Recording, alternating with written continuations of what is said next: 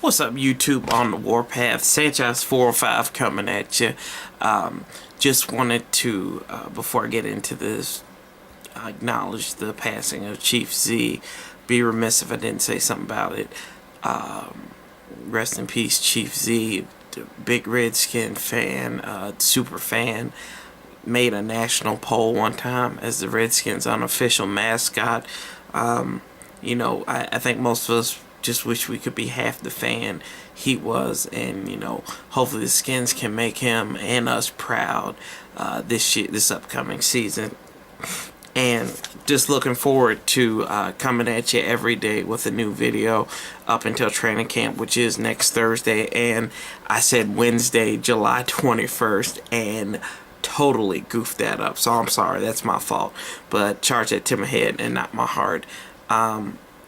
Basically looking at the first position on the team, where the bucks are made. Quarterback, man. Gotta go with that. Kirk Cousins had a wonderful season last year.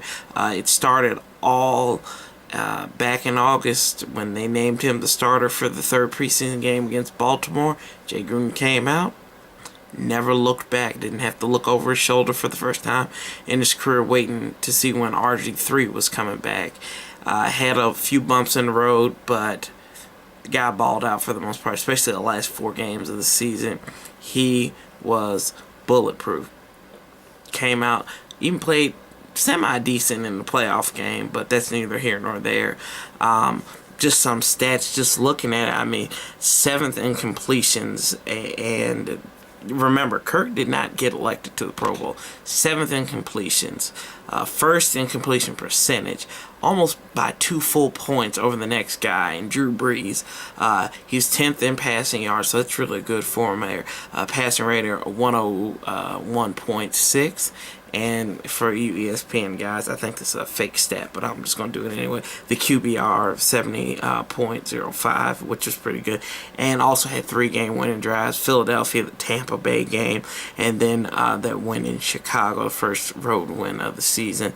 But it led to the Skins to the 6th most points in team history, and he was number 1 in almost every category for a single season for a quarterback besides touchdown passes, and that still belongs to Sonny Jurgens, who has 31 compared to Kirk's 29. So basically, how do we get here? Kirk still has to prove something. No means necessary. Is he out of the woods? He's going to have to come out here, prove, basically like last season, it's a redo. It really is. And it's kind of funny to say a redo is as a division championship. We'll see if he can handle the pressure. And, you got to think Matt Cavanaugh and Sean McVay and Jay Gruden combination. But Matt Cavanaugh, I think, adding him to the mix at quarterback, that left a lot off of Jay and Sean, where they could focus on the entire offense and the entire team in Jay Gruden's respect. But he worked with Kirk Cousins, and he said nothing but positive things about him throughout the whole entire offseason. I want this guy to get paid. I like Kirk Cousins. He produced results. He struggled, but he did produce towards the end of the season and led the NFC. And you can say it's a watered-down division. He didn't beat any teams with a winning record. Jay Gruden put it elegantly. Well, some of these teams would have had winning records if the Skins hadn't to beat them. Buffalo, most likely Philadelphia, if we had to split the season with them. So it's whatever you look at it that way, but he's going to play a whole lot of playoff teams next year. I think he plays. I think the Skins are playing all but one of the playoff teams from a year ago, and that wouldn't be Seattle. But they're playing AFC North, so the NFC North, excuse me. So they're seeing from the NFC. They're seeing Green Bay and Minnesota. They're seeing Arizona. They're seeing the Panthers as well. They can't play themselves, but that's leaving for a tough schedule. And then you're playing the AFC North, 2 playoff teams from a year ago as well, in Cincinnati and Pittsburgh. I really do think he has He has the tools to do it. I'll cover receivers. Don't want to get too much into it, but a lot of his struggles can be put on a running game. What either was play calling, giving up on the run, or it was just ineffective. That's going to be big for him because you can't pass 60 times and just pass 10 times a game.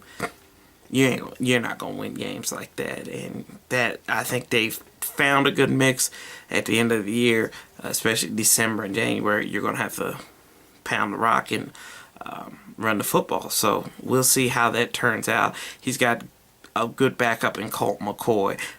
Came in just one game, and that was in relief at the Week 16 game in Dallas. He threw for $128 and 1 touchdown.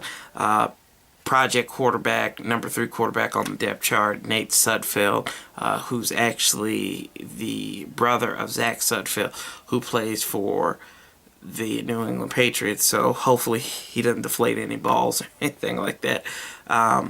But basically, just wanted to go over that quarterback position. I think Kirk, like I said, he's got promise. I think he's going to do really well. And he has added motivation because his team did not want to sign him.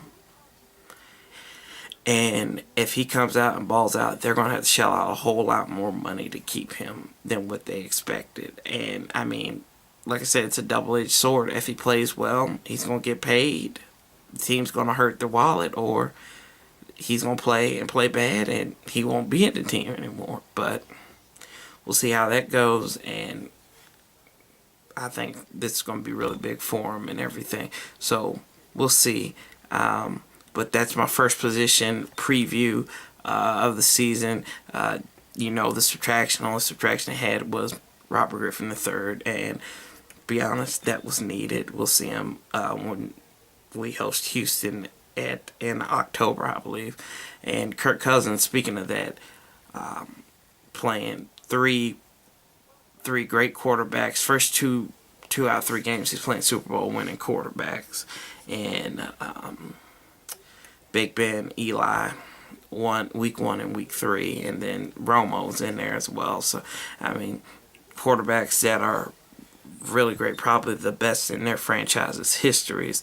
And I don't care what you say about Romo, outside of not winning the Super Bowls, he's a pretty good quarterback, and he's always given us problems. And we'll see. He's never beaten the Cowboys at home. So, Kurt, that's something he's got to realize. He's never beaten Dallas at home. He's had the opportunity to, but he choked it away twice in 13 and in last year on Monday Night Football. So he's gonna have to pick up those games and see what he can do from there. But as always, I'm hopping off of here. Love, peace, and hail, and I'll be catching you tomorrow with another Warpath review here on Warpath Wednesday. It's on the Warpath. I'm Sanchez 405. I'm out.